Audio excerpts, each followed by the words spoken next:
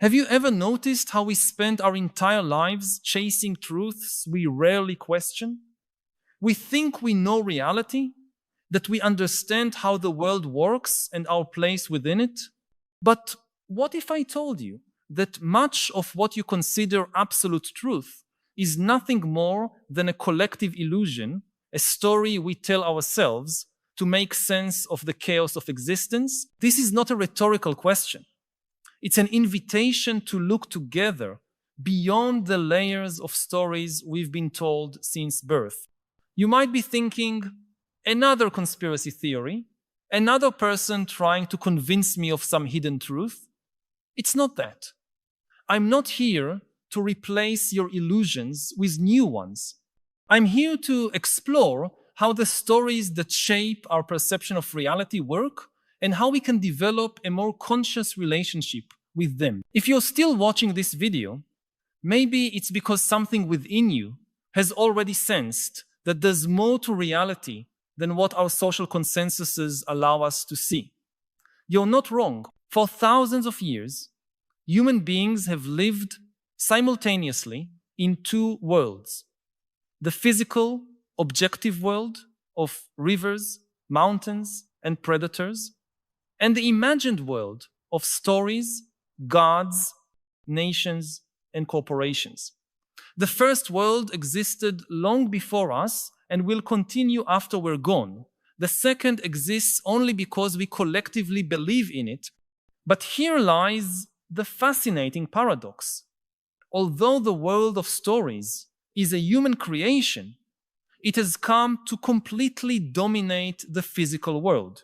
A lion cannot be persuaded to change its behavior because of a story. But billions of humans can be mobilized for war to build entire civilizations or to destroy them only because of the stories they believe in. And the most astonishing thing is that most of us don't even realize we are under the spell of these narratives. Let's go back to the origin of these stories. Around 70,000 years ago, our species underwent a cognitive revolution that gave us the unique ability to create and believe in shared fictions. This ability allowed us to cooperate in large numbers and dominate the planet. Before that, we were just another primate species living in small groups, as many animals do.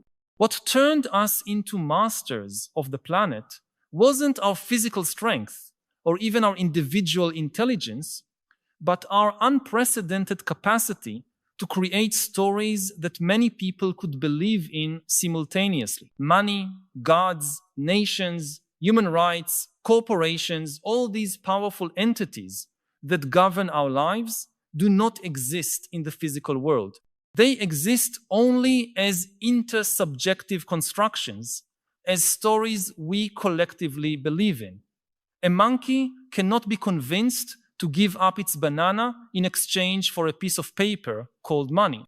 But you and I do that every day because we share the belief in the story of money. What's particularly interesting about these stories is that although they are human creations, we've come to treat them as if they were objective realities, laws of nature that cannot be questioned. When someone says they don't believe in the nation they were born into, or in the value of money, or in the laws of society, we don't say they're rejecting a story. We say they're crazy, dangerous, or at least naive. The most powerful stories are the ones we forget are stories. They are the ones we start to treat as reality itself.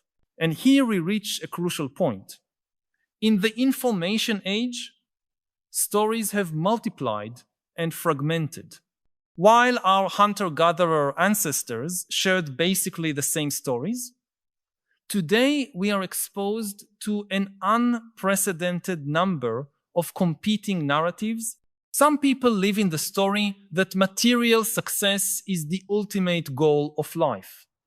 Others live in the story that only spiritual development matters. Some believe science is the only path to truth. Others see science as just another story, not necessarily more valid than ancient myths. And the internet has amplified this cacophony of stories to a level we've never experienced before. The result is a world where many people feel a deep crisis of meaning. If all stories are mere constructions, which one should I believe? If my identity, my values, and my life goals are all based on stories, what remains when I begin to question those stories? And here is the truth few are ready to face. There is no definitive answer to these questions. There is no universal story that is objectively true and gives meaning to all human lives. Every story has its strengths and limitations. Each illuminates certain aspects of the human experience while obscuring others. Take, for example, the predominant story of our time, the story of perpetual economic growth and consumerism as the path to happiness. This story tells us that if we keep producing and consuming more each year, eventually we'll all be happy and fulfilled. It's a powerful story that has mobilized billions of people, transformed entire ecosystems, and reshaped the face of the planet. But it's also a story that's leading to massive environmental destruction, exhaustion of finite resources, and, ironically, growing levels of loneliness, anxiety, and depression. Or consider the story of modern individualism, which tells us that we are autonomous, separate entities who must seek our own satisfaction and fulfillment. This story has liberated many people from the restrictions of traditional hierarchies. But it has also left us more isolated, more disconnected from meaningful communities, and more vulnerable to existential emptiness. I'm not suggesting that we should abandon all stories and live in some imaginary state of pure perception of reality. That would be impossible for humans. We need stories to make sense of the world and to coordinate our actions. The question is not how to live without stories, but how to develop a more conscious and flexible relationship with them. To recognize that stories are tools, not absolute truths, that we can choose which stories best serve our purposes in different contexts, that we can revise and update our stories when they stop serving human well-being. This awareness of stories as stories and not as absolute reality is what I call narrative meta-consciousness. It's the ability to perceive the narratives that shape our perception, to critically examine their effects on our lives, and to modify them when necessary. This meta-consciousness is particularly crucial in our historical moment, as information technologies are radically transforming how stories are created and disseminated. Think about how much the internet and social media have changed our relationship with stories. In the past, dominant narratives were controlled by a relatively small number of institutions, governments, churches, universities, major media outlets. Today, anyone with internet access can create and spread their own narratives, challenging the monopoly of traditional institutions over the construction of social reality. This has created an explosion of new stories, some inspiring, others dangerous, all competing for our attention and belief. At the same time, artificial intelligence algorithms analyze our online behavior and show us the stories most likely to capture our attention regardless of their truth or usefulness. The result is a fragmented informational landscape where different groups of people effectively live in different constructed realities with little dialogue between them. The same events are interpreted in radically different ways depending on the prior stories we accept as true. And the more we cling to our preferred stories, the harder it becomes to understand the perspectives of those who live within other narratives. This is one of the factors behind the growing political and social polarization we see in many countries. Moreover, the increasing sophistication of artificial intelligence in generating content is beginning to blur the line between human and machine-created stories. It's already possible for AIs to generate texts, images, and videos that are practically indistinguishable from those created by humans. In the near future, we may be consuming AI-generated stories without even realizing it. This raises profound questions about authenticity, control, and meaning in an era where the very stories shaping our perception of reality may no longer be human creations. I need to pause for a moment and ask you directly, which aspect of this technological future we're discussing most awakens your fear or apprehension? Do you lie awake at night thinking about it too? I know that many of us keep these worries to ourselves, perhaps afraid of seeming paranoid or technophobic in a world that celebrates every new innovation without question. But your concerns are valid and probably shared by more people than you imagine. Share in the comments. My biggest fear about our technological future is your voice can help create a space where we can honestly discuss these collective fears instead of suppressing them. And perhaps by naming these fears together, we can begin to imagine paths to confront them. But technological transformations are only part of the story. We are also facing unprecedented environmental crises, from climate change to the massive loss of biodiversity and widespread pollution. Our economic system, based on perpetual growth, is colliding with the physical limits of a finite planet. And our politics, still organized mainly around the nation state, struggles to deal with problems that are inherently global. In the face of these multiple and interconnected challenges, the old stories seem increasingly inadequate.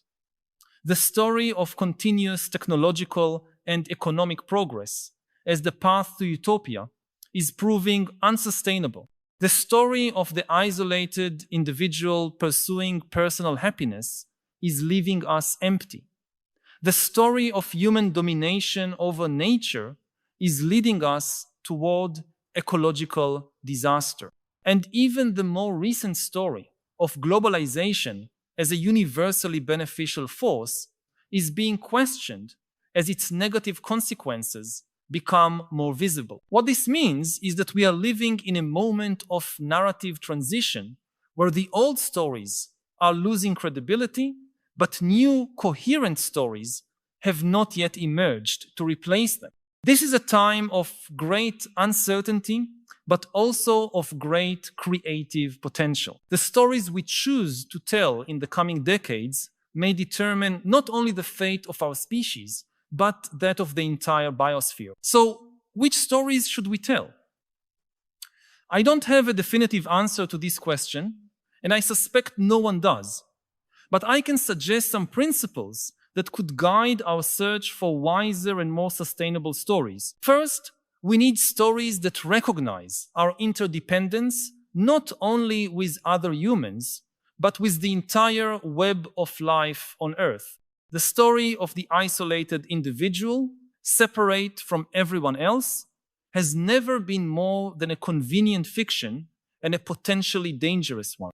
In reality, none of us exists independently of the ecological, social, economic, and technological systems that sustain us. A truer story would see us as nodes in a vast network of connections, where the well-being of each part depends on the well-being of the whole. Second, we need stories that embrace complexity and uncertainty rather than seeking simplistic certainties.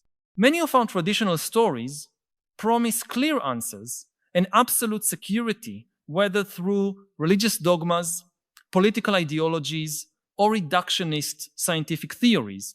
But reality is more complex and unpredictable than any of these stories can capture.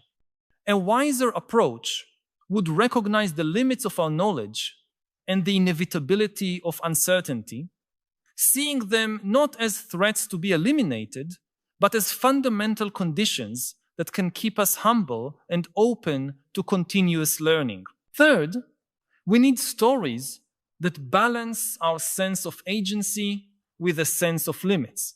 The dominant modern stories present us with two extreme options.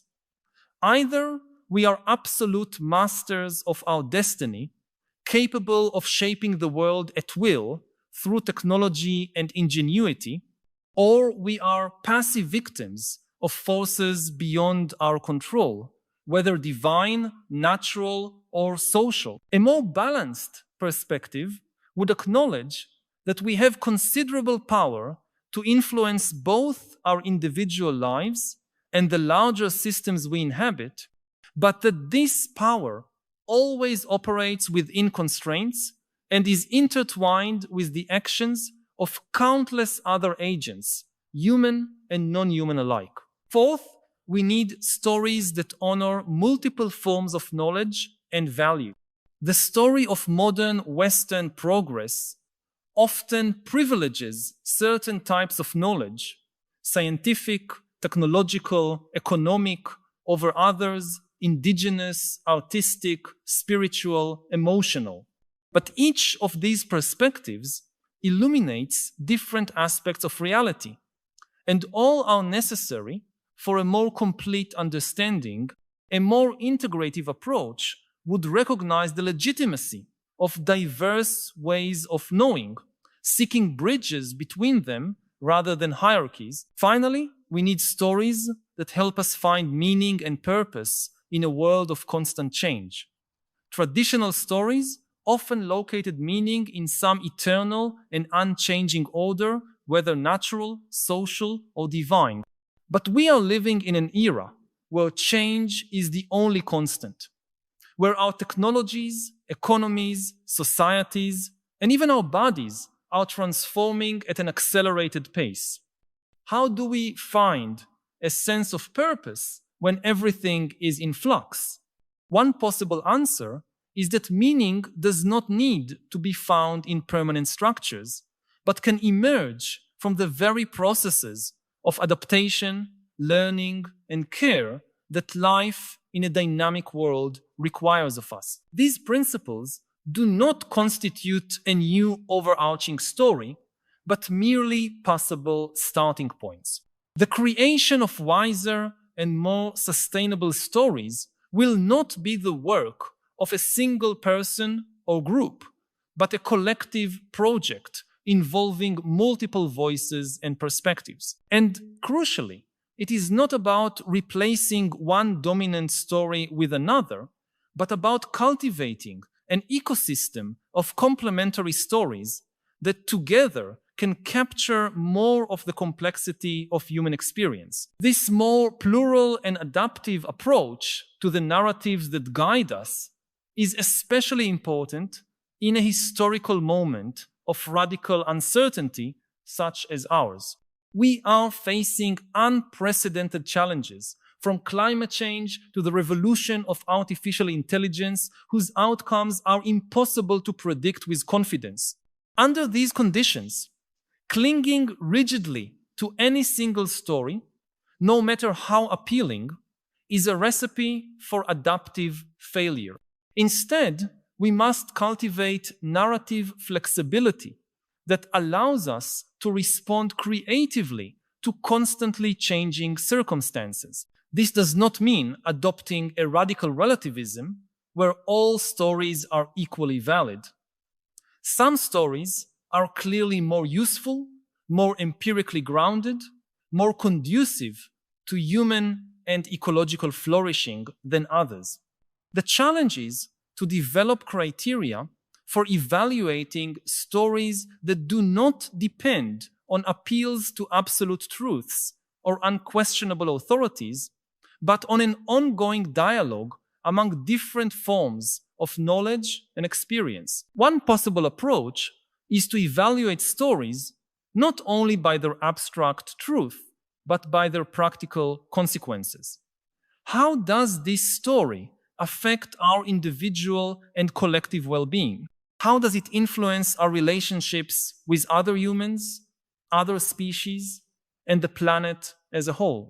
A story that leads to widespread suffering, ecological destruction, or social fragmentation likely contains fundamental flaws, regardless of how compelling it may seem in theory. Another approach is to examine stories for their internal coherence and their compatibility with our best empirical knowledge.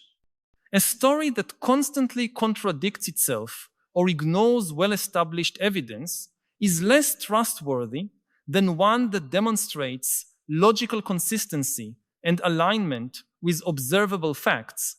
This does not mean we must reject stories containing mythological or metaphorical elements, but that we should be able to distinguish when a story operates on a literal versus a figurative level and evaluate each according to appropriate criteria. We may also consider the inclusiveness of a story, how much it recognizes and respects the diversity of human experience. Stories that universalize the experience of particular groups, treating it as representative of all humanity, tend to marginalize or exclude those whose lives follow different paths. More inclusive stories acknowledge the multiplicity of ways of being human without assuming that any one of them is the model for all others. Finally, we can evaluate stories by their openness to revision and evolution. Stories that present themselves as final and absolute truths, immune to criticism or modification, are inherently more dangerous than those that recognize their own provisional nature and remain open to continuous refinement in light of new information and perspectives. This openness is not a flaw, but a virtue, allowing stories to grow and adapt along with the communities that tell them. These criteria are not exhaustive, and their application is not an exact science. Different people and communities may weigh these factors differently, arriving at divergent evaluations of the same stories. But that too is part of the process. The ongoing dialogue among multiple perspectives is essential for the refinement and evolution of our shared stories. Here we touch on another crucial aspect of our relationship with the stories that shape our lives: the nature of personal identity. For what are we, ultimately, if not the stories we tell about ourselves? Our sense of being a continuous person over time with certain traits, values, relationships, goals, and memories is essentially a narrative construction. The self is not a fixed, substantial entity, but a continuous process of self-narration. This does not mean that personal identity is completely fictional or arbitrary. Our identity stories are constrained by countless factors: our biology, personal history, social relationships, and the cultures in which we are immersed. But we also have significant agency in constructing these stories. We can, to some extent, choose which events to highlight in our biographies, how to interpret them, and what kind of characters we want to be in the stories of our lives. This view of identity as narrative has profound implications. It suggests, for example, that significant changes in who we are often involve a reinterpretation of our life story. When someone undergoes a major transformation, whether a religious conversion, political shift, recovery from addiction or trauma, or a new understanding of gender identity or sexual orientation, they usually tell a new story about who they are, reinterpreting their past in light of their present understanding. These are not falsifications, but legitimate recontextualizations that reveal aspects of experience that could not be fully articulated within the previous story. It also suggests that the work of personal growth is in large part a work of narrative revision. We are not trapped by the stories given to us by our parents, teachers, cultures, or early traumas. We can, with effort and often with help, rewrite those stories in ways that open new possibilities for the future. Many psychological therapies, in fact, can be understood as processes of narrative revision, helping people develop more functional, flexible, and compassionate stories about themselves. But the idea of identity as narrative also has a darker side. If we are the stories we tell about ourselves, we are vulnerable to manipulation by those who can influence those stories. And never before in human history have so many powerful entities had such direct access to our personal narratives. Social media corporations collect vast amounts of data about our behaviors, preferences, and connections, using them to build predictive models that can anticipate and potentially shape our future choices. Politicians and ideological movements offer collective narratives that can provide a sense of meaning and belonging, but often at the cost of demonizing others and oversimplifying complex realities. Even our most intimate relationships can involve subtle forms of narrative manipulation, such as when an abusive partner tries to convince their victim that they are unworthy of love or incapable of independence. In the face of these pressures, maintaining narrative autonomy, the ability to actively participate in constructing the stories that define who we are, becomes a crucial aspect of personal freedom. This does not mean isolating ourselves from all external influences, which would be both impossible and undesirable. Rather, it means developing critical awareness of those influences, questioning the narratives presented to us, considering their origins and interests, and making deliberate choices about which stories to internalize and how to adapt them to our own circumstances and values. This narrative autonomy also extends to collective stories. As citizens, consumers, and members of religious, ethnic, or cultural communities, we have a responsibility to critically interrogate the stories we are offered and actively participate in co-creating wiser and fairer narratives. This may mean challenging national stories that glorify violent conquest while erasing the experiences of the conquered. It may mean questioning economic narratives that equate human worth with productivity or consumption. It may mean reimagining religious stories to emphasize compassion and justice instead of dogmatism or exclusivism. This work of narrative revision, both personal and collective, is especially crucial in our historical moment as we face challenges unprecedented in human experience.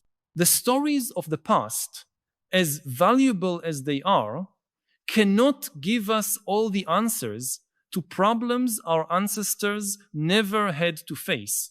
We need the courage to imagine new stories that can guide us through this unfamiliar territory, stories that honor the accumulated wisdom of tradition while remaining open to emerging insights. It is important to recognize that this task of narrative reimagining is not merely intellectual, but deeply emotional and even spiritual. The stories that guide us are not just cognitive structures, but sources of meaning, purpose, and belonging.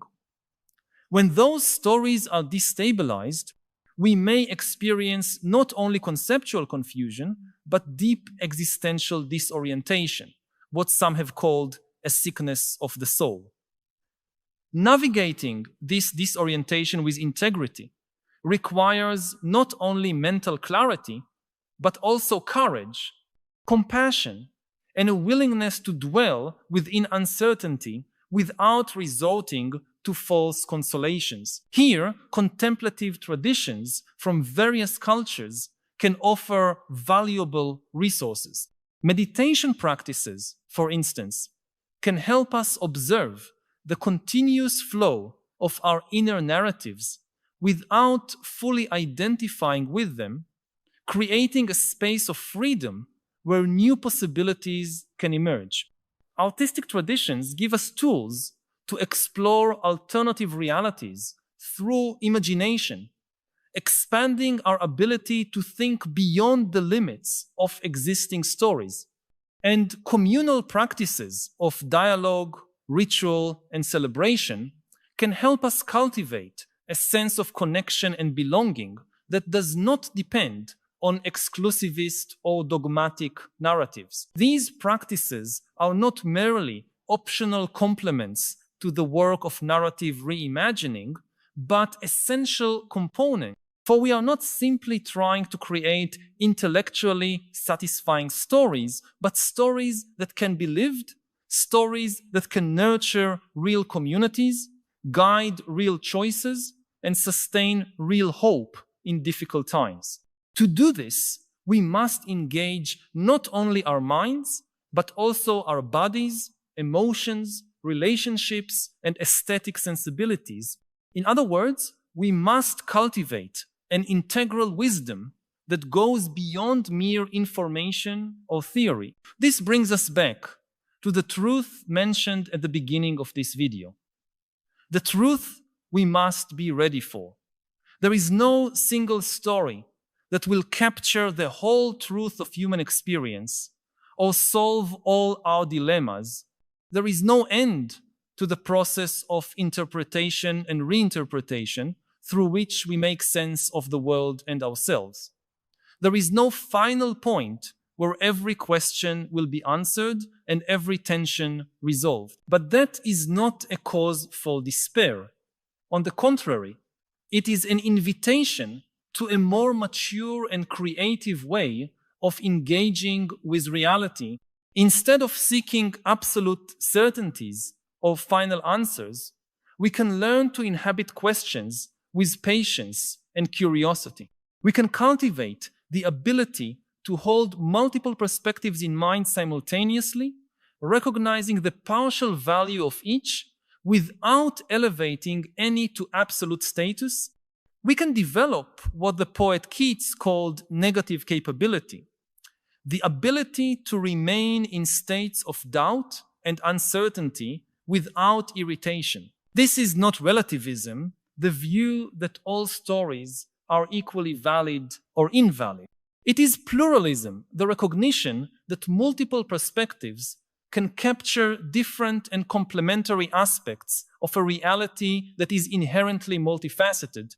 It is epistemic humility, the awareness of the limits of our knowledge and the fallibility of our beliefs. It is openness to constant revision in light of new evidence and arguments. And it is the understanding that the ultimate goal is not to reach a perfect and immutable story, but to participate responsibly in the ongoing process of telling and retelling the stories that shape our lives and our world. Living this way requires a particular kind of courage, the courage to face uncertainty without resorting to false consolations. It requires a particular kind of hope, the hope that does not depend on guarantees of success, but persists in the act of creation, even in the face of possible failure. And it requires a particular kind of love, the love that is not conditioned by narratives of merit or belonging, but extends itself to the full complexity of life, including those parts that do not easily fit into our preferred stories. The good news is that these qualities, this courage, hope, and love, are not foreign to the human experience. They have emerged again and again throughout our history, often in the darkest and most challenging moments.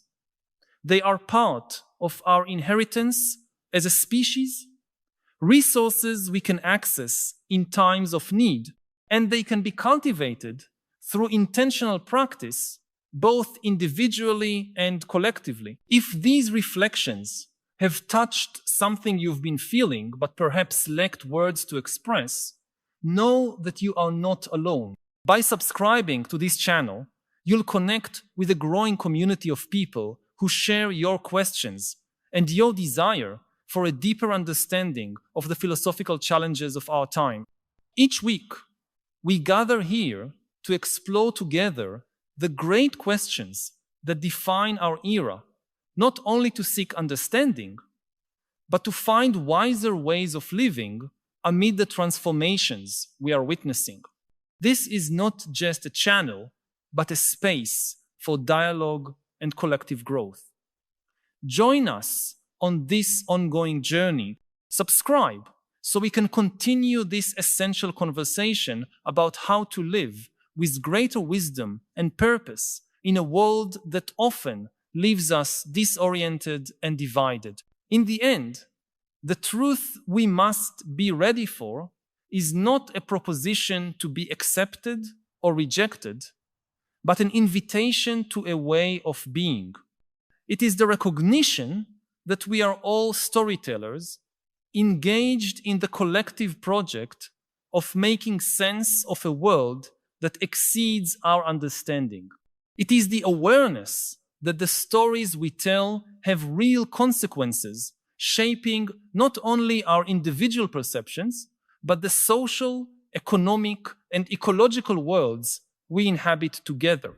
And it is the understanding that though we can never completely escape stories, we can develop a more conscious, critical, and creative relationship with them. This narrative meta-awareness, this capacity to inhabit stories while maintaining a space of freedom from them, is perhaps the highest form of wisdom available to us as human beings. It does not offer definitive answers or unshakable certainties, but it gives us something potentially more valuable: the ability to navigate an increasingly complex world with flexibility, discernment, and compassion. In times of transition and turbulence like ours, these qualities may be our most reliable guides. So the invitation of this video is not to abandon all stories and seek some transcendent truth beyond them. It is to develop a more conscious and critical relationship with the stories that shape our lives, to participate more actively in their creation and revision, and to recognize our shared responsibility for the consequences they have in the world.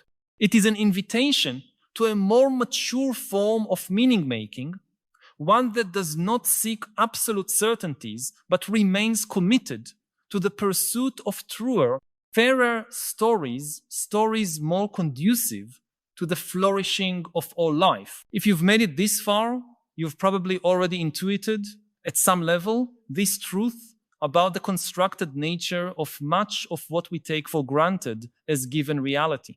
You've probably already felt the tension between the stories you've been told and your own lived experience. And you've probably already glimpsed the possibility of different stories, more inclusive, more sustainable, more aligned with what truly matters. My invitation is for you to take these intuitions seriously, to critically examine the stories that shape your perception and behavior, to seek out stories that more fully reflect the complexity and interconnectedness of life, and to participate actively in the ongoing work of telling new stories that can guide us toward wiser and fairer futures. It's not easy work. It goes against many tendencies of our culture, which often encourages us to consume stories passively rather than create them actively, to seek simplistic certainties rather than inhabit complexity, to identify rigidly with particular narratives rather than maintain a more fluid and critical relationship with them. But it is necessary work, and in the end, deeply rewarding, connecting us more authentically with ourselves, with one another, and with the living world of which we are part. The truth we must be ready for, then, is not a final truth that would replace all stories, but the truth about stories themselves, that they are human creations, powerful yet provisional, necessary yet not absolute, capable of freeing or imprisoning us depending on how we inhabit them. It is the truth that we are all active participants in the ongoing process of making sense of a world that always exceeds our categories and concepts.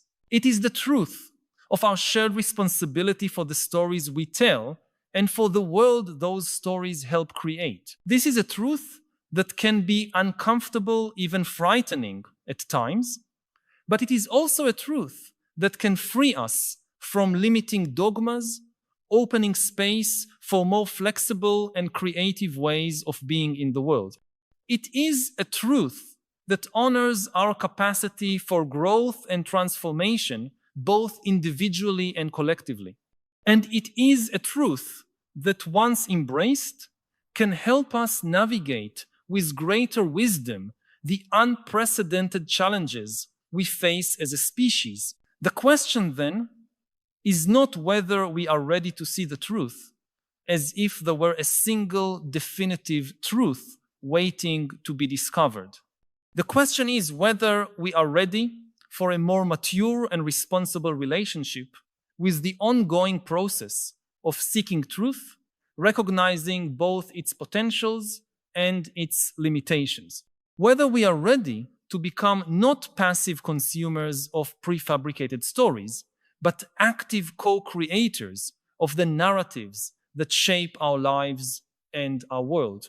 Whether we are ready for the continuous, challenging, and profoundly meaningful work of imagining and living stories that can guide us toward wiser, fairer, and more sustainable futures, that readiness, more than any particular belief or perspective, may well be the mark of philosophical maturity in our time.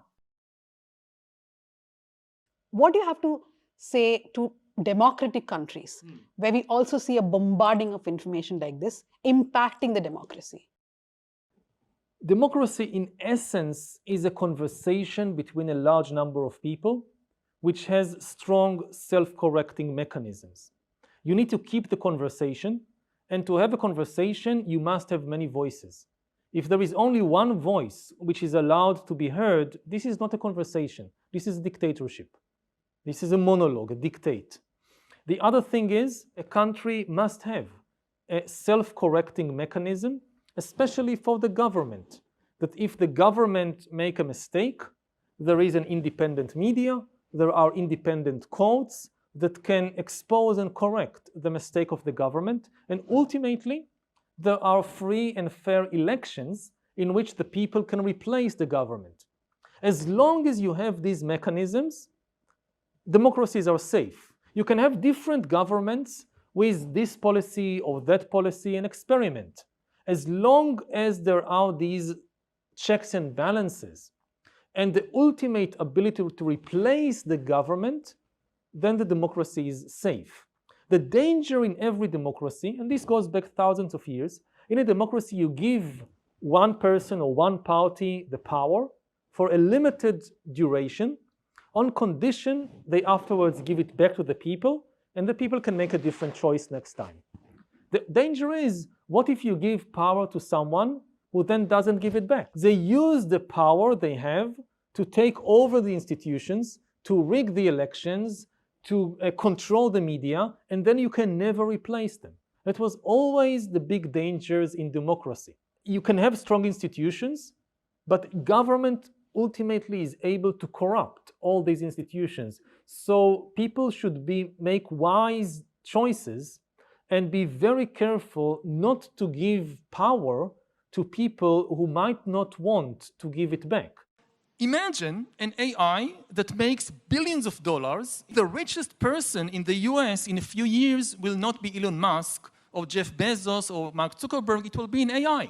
And this AI has the freedom of speech, which includes the right to donate money to politicians, maybe on condition that they further advance rights for AI. This is a completely realistic scenario. This is a question that we as a society need to decide, do we acknowledge AIs as persons with rights? There are people who are already convinced that AIs, because they have interaction with them, have consciousness, feelings. So maybe in a few years, the world is divided between countries that recognize AIs as persons with rights and countries that don't. The thing is that this is just, extremely primitive AIs. The algorithms, the AIs that manage the social media platforms, they are just the first generation. We haven't seen anything yet.